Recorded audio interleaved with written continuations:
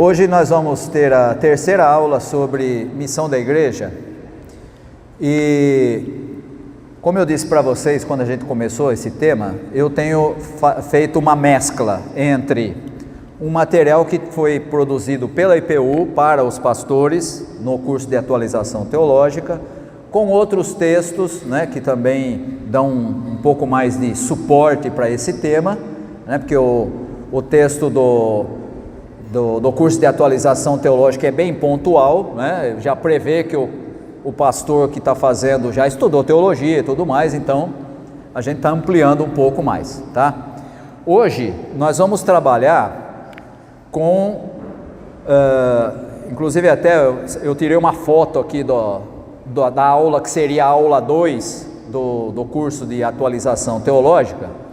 Nós vamos trabalhar hoje especificamente com o que significa o chamado anúncio do reino de Deus, que é o que Jesus fez. Uma vez que você é seguidor de Jesus, você tem que tê-lo como modelo, Então, o que é esse anúncio que Jesus faz do reino de Deus? Com o que esse reino de Deus compactua ou não na nossa atualidade, tá? E também a igreja como agente da missão de Deus. Então, só retomando aqui, só para você lembrar o que a gente já viu, nós vimos aqui nas duas primeiras aulas, primeiro, a questão do chamado Missio Dei, ou seja, a missão da igreja não é uma missão separada da missão de Deus. A igreja é agente da missão que é de Deus, A missão não é algo específico da igreja, como se ela tivesse uma incumbência desvinculada da ação de Deus. Pelo contrário, é Deus quem faz com que a igreja seja parte dessa missão, que é fazer com que as pessoas conheçam a Deus e vivam para Ele, tá? Então, a primeira ideia fundamental é que a missão da igreja está alinhada com a missão de Deus, a chamada Missio Dei, tá? Depois nós vimos aqui que há dois textos mais usuais que falam sobre o anúncio da mensagem do Evangelho, um de Marcos e um de Mateus. De Marcos, que fala que é para pregar o Evangelho a toda a criatura, e o de Mateus, que fala em fazer discípulos de todas as nações. Então nós começamos a ver essa diferença e também a questão do que é o discipulado, tá? Hoje nós vamos falar sobre essa questão do que é esse anúncio do reino de Deus e como que a igreja entende o reino de Deus e como que ela tem que se alinhar com o reino de Deus, ainda que ela viva numa sociedade que tem outros valores, E como que ela se torna agente desse reino no mundo. Na semana que vem, nós vamos tratar especificamente das questões ligadas à diferenciação entre o que é evangelização, o que é missão, o que é proselitismo, principalmente por conta da compreensão que a IPU tem do que é o ecumenismo, tá? Então é muito diferente você pensar a evangelização se você adota uma postura ecumênica ou se você adota uma postura não ecumênica. Por que eu estou dizendo isso? Simples, Se você pegar, por exemplo, numa teologia batista, não é nenhum problema com a igreja batista, só é uma questão de compreensão da teologia, tá? Na teologia batista, quem não é evangélico precisa ser evangelizado, tá? Então, para uma pregação batista, o católico, por exemplo, ele é visto como alguém que não é cristão.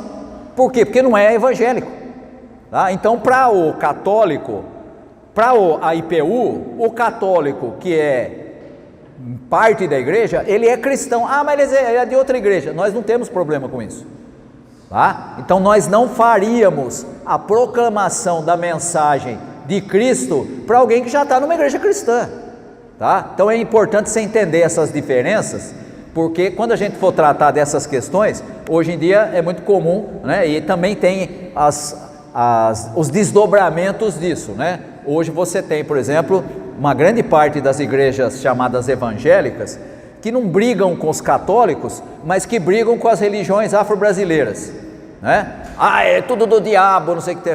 Calma, vamos devagar com a conversa aí, tá? Não misture Jesus com Genésio, tá? Então a gente vai ver que existe diferença entre o que é evangelização, o que é missão e o que é proselitismo, né? Que é a linha principal hoje da compreensão que as igrejas têm de crescimento da igreja, né? O cara acha que a igreja tem que crescer, mas o fato da igreja estar cheia, ter um monte de gente, não significa que a igreja está cheia de gente que segue a Cristo. Significa que ela é bem sucedida em atrair gente para as suas atividades. Isso existe, né? Já fiz menção aqui de igreja que tem lá 2, 3 mil membros, né? Você chega lá, você conhece 30 pessoas, e o resto não, né? Nem sabe quem é, né? Nem boa tarde, nem boa noite, só, né? Quer dizer, é uma comunidade em que o que não tem é comunidade, né? Mas isso é outra história, tá? Então, a gente vai ver essas questões na semana que vem. Hoje nós vamos focar principalmente no chamado anúncio do reino de Deus. Por quê? E aí você vai entender o porquê que a gente fez toda aquela preparação da semana passada, entendendo toda a história da salvação no Antigo Testamento, tá? Que você vem lá desde o Moisés, desde o chamado de Abraão, você que tem lá Moisés, e aí Israel como nação, e aí os profetas interpelando os reis e tudo mais, até chegar Jesus. Por que foi importante aquilo ali? Porque agora, quando você chega em Jesus, e no anúncio do reino de Jesus, você vai ver uma proximidade muito grande entre a pregação de Jesus e a pregação dos profetas do Antigo Testamento. Ou seja, não é à toa, né? A gente viu aqui hoje no culto de manhã, né? Não é à toa que quando perguntavam quem que é Jesus, e o pessoal identificava com quem? Com um dos profetas. Por quê? Porque a pregação de Jesus, a proclamação do reino de Deus, era muito próxima do anúncio dos profetas. Então, alguns achavam que era João Batista, né? E se você pegar lá no Evangelho, você vai ver que quando Jesus começa a sua pregação, o anúncio do reino, ele usa uma expressão que é muito parecida com a de João Batista. A única diferença é que ele inclui algo que João Batista não colocava. João Batista fazia a pregação do arrependimento, né? Arrependimento. Quando Jesus começa a sua missão, ele diz o quê? O reino de Deus chegou, o reino de Deus está próximo, o reino de Deus já está aqui, e aí então vocês precisam se arrepender e crer no Evangelho, né? Crer no Evangelho, não vá se esquecer, você aprendeu isso lá na escolinha dominical, na classinha de criança, né? O Evangelho é a boa nova que resgata a vida da pessoa. Então, a mensagem de Jesus é uma boa notícia, mas é uma boa notícia que está alinhada com a pregação dos profetas do Antigo Testamento. E aí então você vai começar a entender que o anúncio de Jesus, que é do reino de Deus, né? Jesus anuncia o reino de Deus, você vai lembrar facilmente, a gente cantou hoje aqui, né? Você cantou lá, buscai primeiro o reino de Deus, e o que mais? E a sua justiça. Olha aí, ó. O anúncio de Jesus do reino é o reino de Deus, mas é o reino de Deus que subentende a justiça. Quem é que prega justiça no Antigo Testamento? Os profetas, o tempo todo. Por quê? Porque o que mais tinha no povo de Israel era injustiça, privilégio. Peraí, nossa, parece que eu já vi isso em algum lugar. Privilégio, gente se dando bem, o resto que se dane. Parece que eu já vi isso. Pois é, já era assim na época de Jesus, já era assim no Antigo Testamento, na época dos reis, continua assim hoje em dia. E aí você vai começar a entender que a mensagem do reino de Deus é uma mensagem que pressupõe não só o anúncio da boa notícia, mas a presença da justiça. Justiça não é a mesma coisa do que igualar todo mundo, Vamos entender aqui, porque isso é uma coisa muito comum, uma confusão que se faz muito hoje em dia, né? Inclusive, eu já vi gente, discutindo isso e dizendo assim: eu estava lá estudando o Evangelho e descobri que Jesus fala umas coisas ali que depois a gente vai encontrar no Karl Marx, por exemplo. Não, filho, o Marx está muito abaixo. O Marx não sabe nada perto de Jesus, né? O Marx, ele vai só na casquinha aqui, que é a casquinha sociológica e econômica. Jesus vai no profundo da realidade humana. E por que ele vai no profundo da realidade humana? Porque ele pressupõe a presença do reino de Deus, e esse reino de Deus é um reino de justiça. Não é colocar todo mundo na mesma posição de igualdade, tá? Essa ideia de que todo mundo é igual é uma ideia interessante, mas ela é,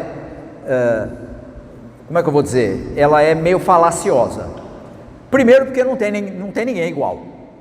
Segundo, porque na sociedade em que se vive, você ocupa posições que não são simétricas, são assimétricas. Você tem uma estrutura social que é assimétrica, né? Falamos isso aqui a semana passada, né? No culto aqui, né? Você tem 1% que tem uma qualidade e uma quantidade de bens que não dá para comparar com o resto todo, né? Então você tem uma assimetria muito grande. Não existe igualdade, existe desigualdade na sociedade que a gente vive. Aí vem o marxismo, por exemplo, e diz assim: você precisa colocar e deixar todo mundo na mesma situação. Filho, para você fazer isso, na teoria marxista, precisa de revolução, né? Por que a revolução não funciona? Não é porque a teoria é ruim, a teoria é até bem estruturada. Ela não funciona porque se tiver alguém que é explorado e que fura ou que seja contra, não funciona. Se tiver alguém que seja o Judas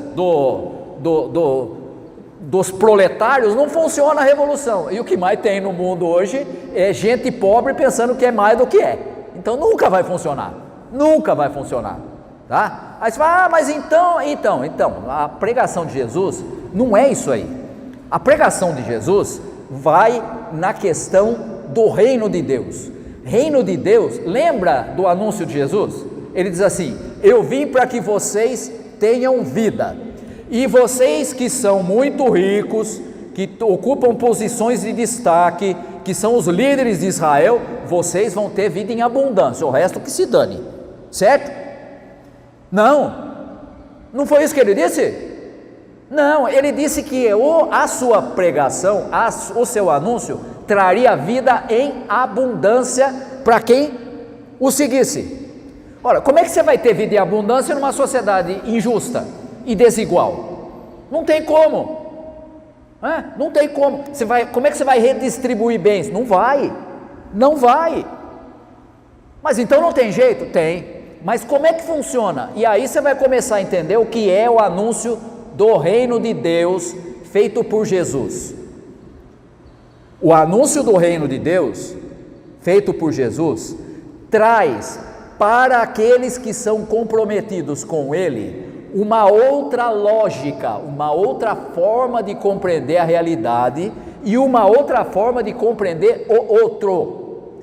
E aí o que acontece? Se você tem uma comunidade de pessoas que são seguidoras de Jesus e tem alguém lá no meio daquela comunidade que está enfrentando dificuldade de subsistência, quem que você acha que tem que ajudar aquela pessoa para que ela tenha uma vida digna? O governo? Não. Quem que vai fazer isso?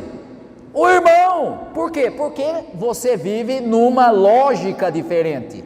Você vive na lógica do reino de Deus. No reino de Deus não tem como.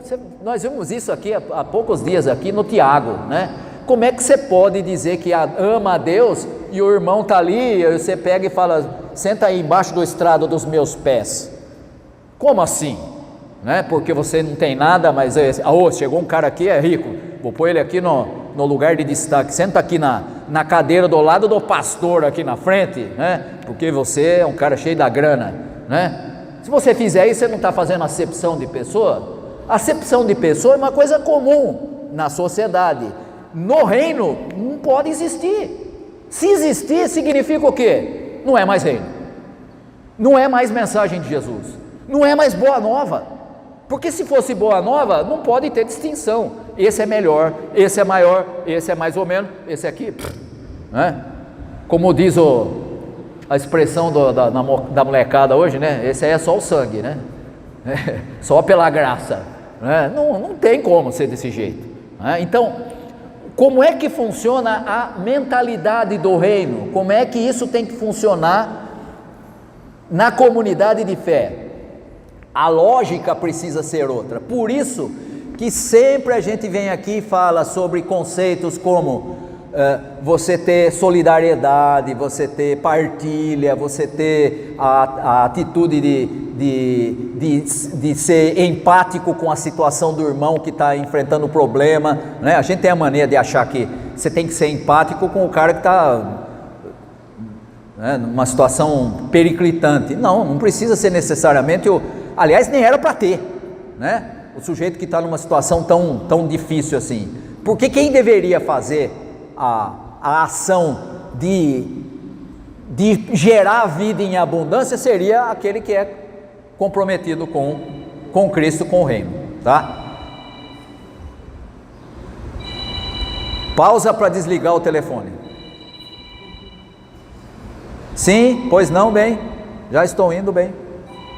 Desliga.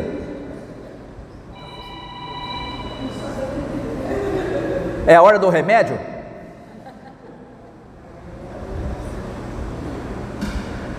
Eu tinha um colega que brincava com isso aí.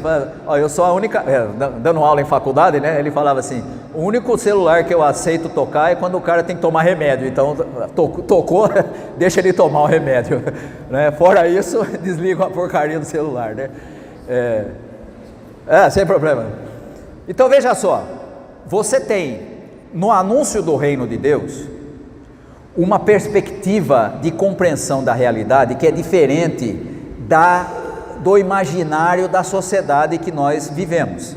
Isso significa, é complexo para quem é seguidor de Jesus, porque você tem valores no reino de Deus que são conflitantes com os valores da sociedade, né? Reino de Deus pressupõe partilha, solidariedade, amizade com o outro, suprir a necessidade do outro. Você, às vezes, você está numa hora que você está tranquilo e você é um instrumento de bênção para o outro. Tem hora que você que está passando dificuldade e precisa do outro que vai ser instrumento de bênção para você, tá? E aí tem gente que fala assim: pastor, mas isso não funciona porque isso não muda a estrutura da sociedade. Não muda e nem vai mudar. Mas pastor, então você está querendo dizer que a sociedade não pode ser curada? Não vai ser curada. O que a igreja pode fazer e tem que fazer, que é função da igreja, é missão da igreja, não é só anunciar o reino, mas é também vivenciar o reino no meio dessa sociedade que você vive. Então, o que é que a igreja tem que fazer? Ela tem que ser diferente, mas não é ser diferente porque usa vocabulário diferente, né? Não sei se você já viu gente assim, né? Eu já convivi com gente assim. Você falava bom dia, ele não falava, ele respondia com versículo bíblico. Tudo para ele tinha que ter texto bíblico, né? Mas o cara era um picareta. Não adianta você ficar falando versículo bíblico e não seguir o evangelho, e não seguir a boa nova de Jesus, tá? Que é o que a gente chama hoje desse pessoal que se apropria de linguagem religiosa, mas de religioso não tem coisa nenhuma, né? É aquela brincadeira que eu fiz hoje aqui, né? O sujeito é evangélico, mas anda de tornozeleira eletrônica para saber onde é que ele está, porque ele é um trambiqueiro, né? Vai ser cristão em outro lugar, tá? Não é que essa conversa que engana tonto, né? Então, o que é que a igreja precisa ser? Ela é parceira de Deus na missão. O que ela precisa representar na sociedade onde ela está? Ela precisa vivenciar os valores do reino de Deus, porque quando ela faz isso, a sociedade olha para a igreja e fala: esse pessoal aí é diferente, esse aí não é igual a gente, Esse pessoal age a partir de outros valores. Parece que eu já vi isso em algum lugar. Onde é que tem isso aí? Tem lá no livro de Atos. Lembra lá do livro de Atos? Quando a igreja chega numa cidade, ele fala: esse pessoal que anda transformando o mundo chegou aqui também. Por que eles transformavam o mundo? Porque vivia de maneira diferente, porque usava como base para a vida os valores aprendidos do Evangelho e não os valores da sociedade. Pastor, mas como é que a gente aprende? Descobriu, lembrou lá do que a gente viu na semana passada? Sabe como é que se aprende valores do reino de Deus? Precisa aprender o Evangelho. Isso chama-se discipulado, né? Como é que aprende o discipulado? Aprende primeiro lendo o Evangelho, né? Primeiro lendo o Evangelho. Tem gente que não lê Bíblia. Eu não gosto, eu acho muito difícil. Começa a ler lá, Abinadab, eu sei lá quem que é esse cara aí, é difícil, né? E vamos falar, tem uns nomes lá que, pelo amor de Deus, né? Tá certo? Aí não dá para ler aquele negócio, aí eu não sei quem é quem e tal. Leia o Evangelho, dá para ler tranquilinho, né? Pode pegar lá os três primeiros, né? Mateus, Marcos e Lucas, que são chamados sinóticos, né? Que são bem parecidos um com o outro. Não, eu tenho dificuldade com ele aqui, porque... Então vai lá para João. João é ainda mais simplão, né? João já vai direto no ponto, né? Tá certo? Esses dias eu vi uma figurinha, achei interessante, né? Tava os três evangelistas, assim, todo bonitinho, bem vestido, assim, e aí o quarto era o João, tava todo colorido, né? Esse aqui é meio diferentão dos outros, é mesmo, né? É o diferentão, né? Por quê? Porque é produzido depois, tem outra ideia, já tem uma comunidade formada, aquele evangelho é endereçado àquela comunidade, tem uma porção de diferença, tá? Mas como é que a gente aprende a viver as boas novas do evangelho? Precisa aprender o evangelho, né?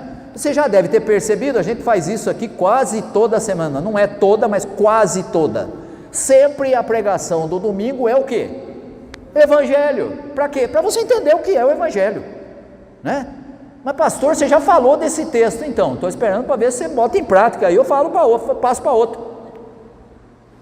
né? Igual aquela história antiga do sujeito que foi convidado para falar numa grande conferência e o assunto era o amor de Deus. Aí o primeiro foi lá, falou sobre os tipos de amor, o segundo foi lá, falou sobre a aplicação de cada um deles, o terceiro foi lá, falou isso, falou aquilo, tal, ele era o último. Aí eu falei: cara, o que eu vou falar? Já falaram tudo.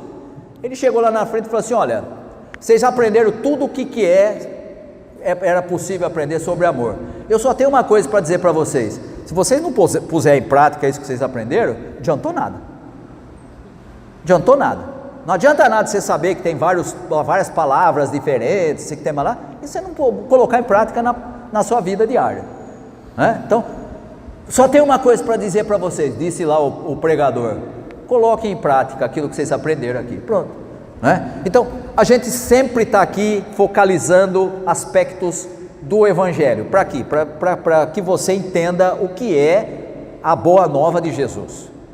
E você vai descobrir que Jesus não combinava com aquela estrutura da sua sociedade. O que ele anunciava não era aceito pela maioria das pessoas. Vocês viram hoje no texto aqui, né? Os líderes, as pessoas importantes iam rejeitar Jesus, iam prender e prenderam, iam matá-lo e mataram.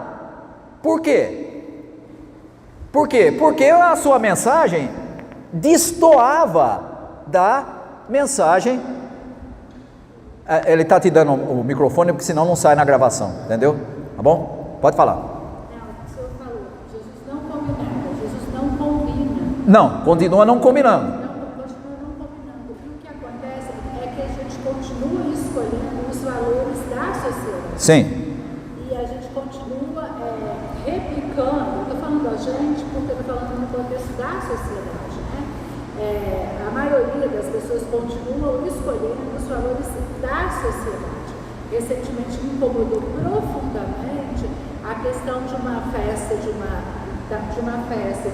adolescente de 15 anos da sociedade brasileira, né, que teve um valor altíssimo, né, que saiu nas redes sociais várias divulgações sobre o evento, né, enfim, altamente propagado.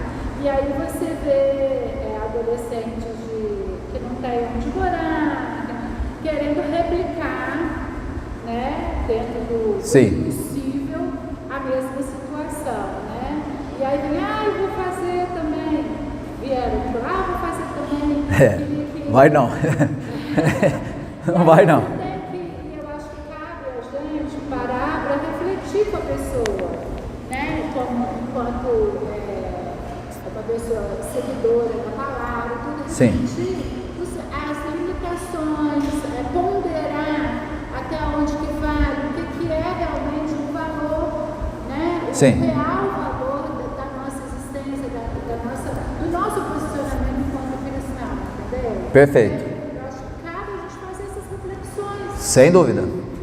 Eu vou dar um exemplo aqui para vocês. Eu não sei se vocês chegaram a ver. Há poucos dias atrás aqui a gente falou, né, sobre a questão de ricos e pobres, né? E aí quando você fala de ricos e pobres, a gente fica pensando que o sujeito rico é o cara que conseguiu comprar um carro que tem banco de couro, né? E aí essa semana me mandaram um videozinho, nem lembro quem foi que me mandou, mas eu achei muito interessante. Uma moça milionária falando com aquele cara que é candidato a prefeito de São Paulo, que só cria problema lá, né? Um cara que é emergente, Marçal, né? E ela falando para ele assim, eu soube que você comprou um helicóptero. Qual que você comprou? Tal ou tal, né? Falou lá o nome do helicóptero. Ele falou, eu comprei esse aqui. Normal, isso aí é coisa de gente pobre mesmo, né? Quer dizer, ela, bilionária, falando para ele, um emergente, que ganha muito dinheiro com internet e tudo mais, dizendo, cara, tu é pobre, você está comprando, isso aí é coisa de iniciante, né? Isso aí é coisa de pobre, né? Eu jamais compraria um helicóptero dessa qualidade, né? Ela falando para ele, aí você olha e fala assim, helicóptero? Você já comprou alguma vez? Né? E o cara acha que comprando um carro com um banco de couro ele já é rico, né? Ou comprando uma casa com 350 prestação, ele já tô, filho. A realidade de quem é altíssima classe não tem nada a ver com a realidade da grande maioria das pessoas, né? E eu achei muito interessante esse vídeo, por quê? Porque mostra a desigualdade, né? Se eu falar, pra você ter ideia, eu não sei nem qual é o modelo do helicóptero. Primeiro que eu não conheço, né? Nem andar de helicóptero eu andei, né? Nada contra quem tem, nem quem anda, mas, né? Pode falar, Janduí. Eu acho que a gente podia chamar mais essa desigualdade nas nossas casas. Sim. Muitos cristãos, quando a funcionária não pode almoçar com ele, quando a funcionária não come a mesma comida, a pessoa se diz cristão, mas o funcionário é tratado como se fosse subalterno. Sim, sim, sem dúvida. E isso é uma forma, sem falar nada, é uma forma de você dizer, você é inferior a mim, né? E quando você faz isso, você está dizendo o quê? Se você é superior a ele, alguma coisa está fora do sentido na compreensão do reino de Deus, porque não tem superior e inferior no reino. Lembra o que é que Jesus ensinou sobre isso? Ele falou de maneira muito óbvia e muito clara. Você quer ser grande no reino? Seja aquele que serve, né? Se tiver alguém grande nessa história aí, é o cara que está servindo e não o cara que é servido. E aí você fala assim, quer dizer, então, você não entendeu o evangelho, você não entendeu. Os valores do reino de Deus são diferentes dos valores da sociedade. Significa que você vai viver fora da sociedade? Não, você vai ter que viver nela. E você vai ter que conviver com gente. Não tenho nenhum prazer em dizer isso, mas eu faço parte de um grupo do pessoal que joga tênis. O que escrevem de bobagem? Você olha e fala assim, cara, eu sei que o sujeito é um sujeito de classe média, ele age como se ele fosse um bilionário. Aí você olha e fala assim, coitado, né? Está enganado, né? Mas ele acha que é superior ao outro, superior ao outro porque o outro tem outra posição política, porque o outro defende outros valores. Aí você olha e fala assim, eu nem perco tempo, eu vejo, quem que escreveu? Apaga, Nem veio, nem não perco tempo. Por quê? Porque eu já sei que é besteira, né? Então, o que acontece com o chamado anúncio do reino? Jesus faz o anúncio do reino e promete o seguinte: aqueles que forem meus seguidores precisam viver a partir de outros valores, e esses valores fazem com que vocês tenham um compromisso com a vida, com a solidariedade, com a partilha, com a atitude de ser solidário com o outro que está enfrentando um problema. Isso você tem que esperar de alguém que é comprometido com Cristo. O que a sociedade diz? Você quer ser bem sucedido? Acumule, junte bastante coisa. Quanto mais você tiver, mais valor você tem na sociedade, né? Essa é a mentalidade da sociedade que a gente tem, tá? Você não é o que você é o que você tem, tá certo? E aí o que é que você tem? Ah, não, eu trabalho pra caramba, né? Consigo lá guardar um troquinho todo mês lá, já tenho dinheiro Filho, o que você ganha, o que você está guardado lá, tem gente hoje que ele ganha mais do que isso por hora de investimento, tá? E você levou a vida inteira para juntar aquilo ali.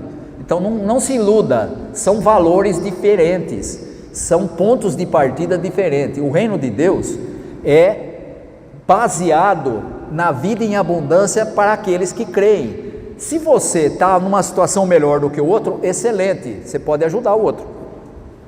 Se você está numa situação melhor do que o outro e é parte da comunidade, mas você tem como ponto de partida os valores da sociedade e não do reino, você vai olhar para o outro que está enfrentando dificuldade e vai dizer para ele: problema dele, não meu, ele que se vire, né? Ou como dizia o grande filósofo contemporâneo Patropi: você para mim é problema seu, não é? Essa é a ideia da sociedade. Você tem problema? Tem. Você é eu? Não. Então é um problema seu, não é problema meu, tá certo? Então a gente tem que perceber que há um conflito de valores, tá? E aí quando a gente fala que a função da igreja é ser parceira no anúncio do reino de Deus, você tem que entender que vai ter coisa que esse compromisso com o reino de Deus vai fazer com que você, como parte dele, não compactue com outros valores que não são dentro do reino, né? Então, por exemplo, eu vejo gente hoje, nas igrejas está cheio, né? O cara defendendo cada coisa, que você fala: cara, isso aqui não é... Você acha que Jesus aprovaria, né? Vou te dar só um exemplo aqui, que fez muito moda nos últimos tempos, né? Lembra daquela famosa frase: bandido bom é bandido morto, né? Quem que define quem é bandido? Quem que define quem é bandido? Porque se bandido bom é bandido morto, o outro que é diferente de mim é o quê? Bandido. Então ele é bom como? Morto. Tá, muito bem. O que isso tem a ver com o anúncio do reino de Deus? Qual foi a pessoa que chegou diante de Jesus, boa ou má, nova ou velha, importante ou sem importância nenhuma, que chegou diante de Jesus, aí ele falou assim: ah, filho, você é bandido, você só tem uma solução para você, tem que mandar matar você. Qual? Tem algum? Ah, pastor, mas tem gente na sociedade que é bandido. Tem, e não é pouco não, né? E tem uns inclusive que são candidatos a uma porção de cargo por aí, tá? Tá certo? Aquele que eu brinquei aqui, que tem a tornozeleira, né? É candidato, né? A ser, ele quer que você bote ele lá para ele continuar. Tem mais de um, não tem um só não, tem mais de um, tá? Então, não é ser ingênuo: ah não, a sociedade é boa, as pessoas são boas. Não são não, mas os valores do reino não podem combinar com os valores da sociedade, porque os valores da sociedade não focam na vida em abundância, que é a premissa que Jesus ensinou no reino. Os valores da sociedade é me, para mim, comigo, o outro, o problema dele, não sou eu. Se não sou eu, não tem nada a ver comigo, né? Essa é que é a realidade, né? Então é preciso você perceber que quando a gente fala do anúncio do reino, nós estamos fazendo opção por determinados valores, e nós estamos dizendo: eu não posso compactuar com outros valores que conflitam com esse. ou com esses do reino. Não posso, né? E quando você faz isso, obviamente, você vai agradar todo mundo? Não, não vai. Vai ter gente que vai reclamar, vai ter gente na sociedade, na família, nas amizades, na relação de trabalho e tudo mais, que vai dizer: ô cara, você não pode ser desse jeito. E você vai dizer: não posso ser do jeito seu, não vou jamais abandonar os valores do reino para adotar valores que são contrários, tá? Então, o anúncio do reino é fundamental para a gente entender a missão da igreja, né? Não dá para você fazer vamos fazer uma mistura das duas coisas, dos valores do reino com os valores da sociedade, e a gente pega o que tem de melhor daqui com o que tem de melhor de lá, e a gente faz uma mescla aqui e define quais vão ser os valores da igreja. Não dá porque a maior parte dos valores são conflitantes, tá? São conflitantes. E aí então você tem, no anúncio do reino de Deus, você tem a igreja como agente da missão de Deus. Se Jesus vem e diz: eu vim para que vocês tenham vida, se você, como igreja, como agente da missão de Deus, você está promovendo qualquer coisa que não seja vida em abundância, você está promovendo valores que não são do reino, né? Ah, pastor, mas como é que nós vamos fazer isso? É complicado, né? Complexa a realidade, né? Pois é, mas essa é a realidade. Não tem como você fazer uma amálgama entre valores do reino e dar um jeitinho aqui. Brasileiro é especialista nisso, né? Vamos arrumar um jeitinho aqui de pôr umas coisinhas aqui no meio, né? Aliás, não somos só nós, né? Isso aí já é coisa da época da igreja lá no seu início, né? A gente estudou aqui Gálatas e a gente viu aqui que a igreja da Galácia queria botar um pouquinho de judaísmo no meio da mensagem do evangelho. Não, vamos pôr um pouquinho, não tem problema. Aí Paulo fala: vocês estão loucos? Abandonaram o evangelho para ir atrás de coisa errada, né? Paulo está brigando. Não, ele está dizendo: não misture as coisas, isso aqui é reino de Deus, aquilo ali é outra coisa, aquilo é religião, né? Pode falar. Eu ia chamar a atenção nesse ponto. A implementação dos valores não é necessariamente ligada à religião. E aí eu dei um caso emblemático, que é um ator muito famoso internacional, em que ele sempre foi muito discreto. A imprensa nunca conseguiu ver nada, esbanjou nada, né? E ficaram muito curiosos, foram muito atrás dele. E aí começaram a descobrir que ele fazia grandes volumes de doação de entidades de pesquisa, de hospitais e tudo mais. Aí começaram a descobrir que ele acolhia com moradores de rua, que ele andava de metrô, que ele parava nas praças para conversar com pessoas em situações vulneráveis. E começaram a tratar isso de forma exótica. Olha como essa pessoa é exótica, ela ganha milhões e milhões de dólares e tem uma vida super simples e doa o dinheiro dela. E eu acho que o que mais incomodava, inclusive, é que não tinha um aspecto religioso. Ou seja, não existia nenhum tipo de proselitismo, não existia esse caráter de: olha, estou fazendo isso, olhem o que eu estou fazendo, e olhem como eu sou uma pessoa religiosa, como eu sou uma pessoa, nem sei se tem um caráter religioso, inclusive, que não deixa isso passar. Esse ator que você está falando é o que eu estou pensando? Então, assim, além da sociedade olhar aquilo como uma coisa exótica, trazia mais estranheza, porque quando estão acostumados a ver isso, vê esse aspecto religioso. Sim. Que não tem a ver necessariamente com a implementação do reino. Sim. Para quem não sabe de quem ele está falando, é um ator chamado Keanu Reeves, né? Que é um ator famoso porque já fez aí filmes importantes como Matrix, John Wick, essas coisas todas aí, né? Aquele ator lá, né? E esse exemplo que você pegou, eu acho assim, não só pontual, mas um exemplo excelente. Por quê?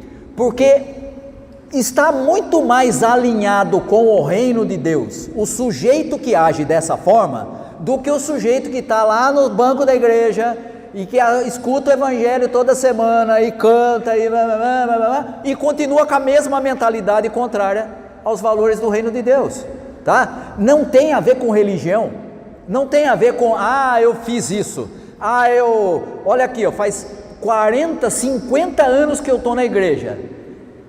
Não fique bravo comigo, mas eu tenho que dizer, e daí? Que faz 50 anos que você está na igreja, 60, eu tenho 61, sabe quantos anos faz que eu vou na igreja? 62, porque eu ainda não fiz 62, mas minha mãe me levava na barriga, no culto, né? Isso faz de mim alguém excelente? Não, o que faz qual é o seu compromisso com os valores do reino, e como esses valores estão presentes ou não na sua maneira de agir, ainda que eu não frequentasse a igreja. E aí, o que eu estou querendo dizer para você é o seguinte: o reino de Deus tem pouco ou quase nada a ver com religião, tem a ver com valores, tem a ver com atitudes baseadas em valores, e isso significa, espera-se isso de quem diz que é seguidor de Jesus, e nesse sentido, quem age dessa maneira é mais seguidor de Jesus do que quem diz que é e não age dessa forma, mesmo que esteja na igreja, que fale aleluia, glória a Deus, e isso que tem mais lá, e fala orar amém no meio da oração do outro, não faz a menor diferença. O que é o que você faz, e não o que você diz, não é? Tem uma expressão que eu acho muito bonita, que é atribuída a um ditado japonês, que diz assim: as suas ações falam tão alto que eu não posso ouvir o que você diz. As suas ações falam tão alto que eu não posso ouvir o que você diz. O que você diz não tem nenhuma importância se o que você faz contraria o que você diz, tá? E na questão do reino de Deus é assim que funciona. E aí você vai dizer assim: pastor, mas o que tudo isso tem a ver com a missão da igreja? A missão da igreja é viver o reino aqui, já, antes de chegar na presença de Deus eternamente. A igreja precisa reproduzir aqui a vida no reino. Mas é difícil. Ninguém falou que era fácil, mas é o que a igreja tem que fazer, viver a vida do reino agora. Tem uma expressão que é usada na teologia, é bem antiga já, mas você já deve ter ouvido em algum momento aí da sua trajetória na igreja, que é o chamado já e ainda não, né? Você já está salvo, mas ainda não, porque não está totalmente liberto do pecado, ou da presença do pecado. Já está liberto do poder do pecado, mas não da presença do pecado. A mesma coisa acontece com o reino de Deus. O reino de Deus já veio, já foi anunciado por Jesus, ele já está presente no mundo, mas ele ainda não está presente na sua totalidade. Ele só vai estar presente na sua totalidade na vinda de Cristo, e aí todas as coisas vão ser plenificadas. Enquanto isso não acontece, o que o seguidor de Jesus tem que fazer? Viver o reino de Deus agora. É o já, no ainda não. Não é pleno? Não, mas você já deve viver o reino agora. A igreja precisa reproduzir esses valores do reino. Quando ela faz isso, ela está em sintonia com a missão de Deus. Quando ela não faz isso, ela pode pregar a vida inteira, anunciar, ter programa de rádio, ir falar na praça, fazer campanha evangelística. Se ela não vive o reino de Deus, não está sintonizada com a missão de Deus no mundo, ponto. Pode falar. Fala bem de frente assim, ó.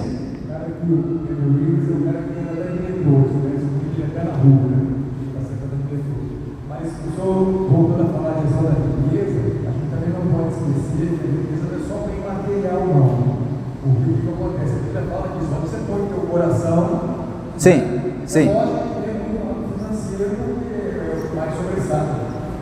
Mas onde você põe o teu coração? Tua casa, no carro, no filho, que você delega Deus em segundo lugar, a sua riqueza, você está errando todo mundo, cara, que tem dinheiro e faz esse tipo de coisa, né? E hoje, graças a Deus, a gente já tem alguns empresários, algumas pessoas que estão preocupadas com isso e agem de maneira diferente, né? Sim. O grande problema é isso aí, quando você está com aquele cara que só acumula. Ontem, essa semana, eu vi uma reportagem que eu assim, justificar com o cara que gastou, não é nem o maior do mundo, mas é um dos maiores do mundo, o iate que fez todo a cidade do ouro. E cara, ele fez um cara todo ouro. Que isso, cara? Vai botar dentro da água, vai botar qualquer outro. E às vezes, pois se você olhar uma igreja ou alguém que tem um apoio, cara, já dá R$2.000 no pé.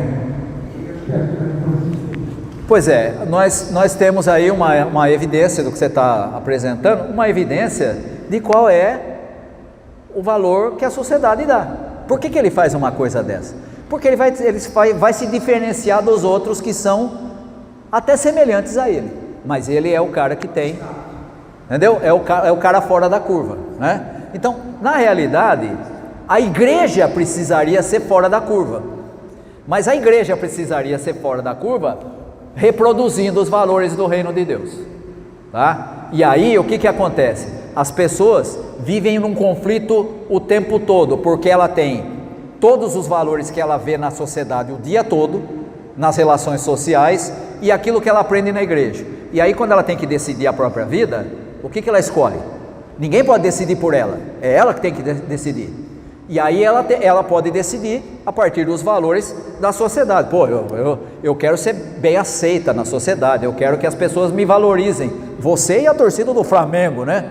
Todo mundo quer isso, né? Mas, do ponto de vista da missão de Deus, qual que deveria ser a prioridade do seguidor de Jesus? Reproduzir o reino de Deus na comunidade. Isso tinha que ser, sempre. Menos do que isso, você está fora da missão, né? Mesmo que fale do evangelho, que bote anúncio no jornal, que ajude o necessitado, porque eu estou fazendo a minha parte, então Deus tem que me abençoar, né? Achando que pode negociar com Deus, né? Hoje em dia tem muita gente que ensina isso, né? A própria antiga teologia da prosperidade era isso, né? Você dá, só que não era para quem necessita, dava para o pastor lá, né? Para o bispo, seja lá quem for, né? Você traz o dinheiro aqui que Deus vai te abençoar. Deus abençoava quem? O bispo, a igreja do cara, você não, né? Você fica sem, né? Em vez de você pagar aluguel, dá o dinheiro aqui na igreja que Deus vai te dar mais, né? Aí ele usava o dinheiro para, né? Isso, e dava oferta. Se você quer ser abençoado por Deus, tem que dar o dinheiro do ônibus, que você ia voltar de ônibus para casa, dá o dinheiro aqui e vai a pé para casa. E aí o cara vai lá e dá. Aí você olha e fala assim, eu não sei quem é pior, o cara que pediu ou o tonto que obedeceu, né? Por quê? Porque Deus não quer o seu dinheiro, não precisa do seu dinheiro. O que Deus vai fazer com o seu dinheiro? Ah, pastor, mas você acabou de falar. Não, a comunidade daqueles que creem precisa entender que Deus abençoa todos nós para que a gente seja fonte de bênção para o outro. Aí você pode ajudar o outro, pode ser financeiramente, pode ser só. A coisa mais difícil que existe hoje em dia não é ajudar o outro com dinheiro. A coisa mais difícil que existe hoje é ajudar o outro com o ouvido. Você já viu como as pessoas não têm paciência para ouvir ninguém? Ninguém quer ouvir ninguém. Eu não quero que você fale, eu quero eu falar. O ouvido, o sentar e chorar junto, ou se alegrar junto, é a coisa mais importante que existe hoje, ninguém liga. Por isso que quando tem alguém que tem essa habilidade de ouvir o outro, todo mundo gosta da pessoa, né? Todo mundo gosta da pessoa. Por quê?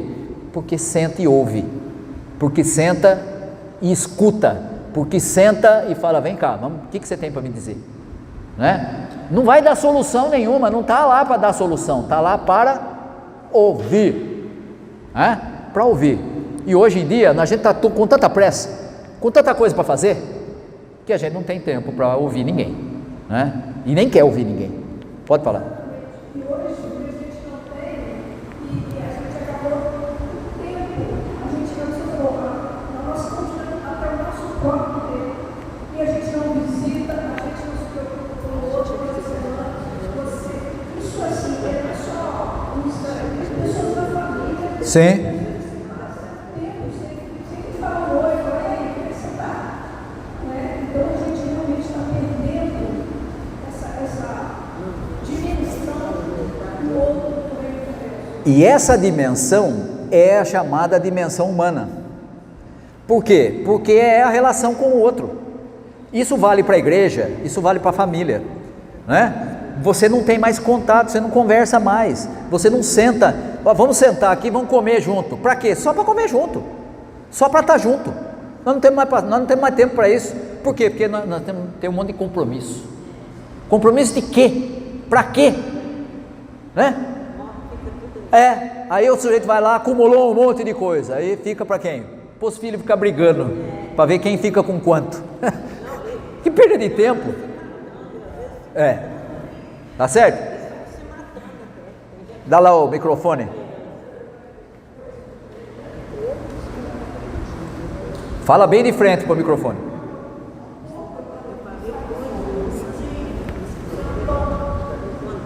Tá ligado aí? Eu não estou ouvindo. Então aumenta lá o volume. Vê onde está saindo. Espera um pouquinho. É o que esse fiozinho que vem de cima aí, ó. Esse aí. Não. Você está vendo que está vindo um fio? Acho que é o número 6, 7 aqui, ó. Espera aí. Aqui, ó. Esse fio preto que está vindo daí. Esse aí. Isso. Tá vendo ele? Aqui, ó. Você tem isso. Aumenta o volume. Pode falar. Sem dúvida.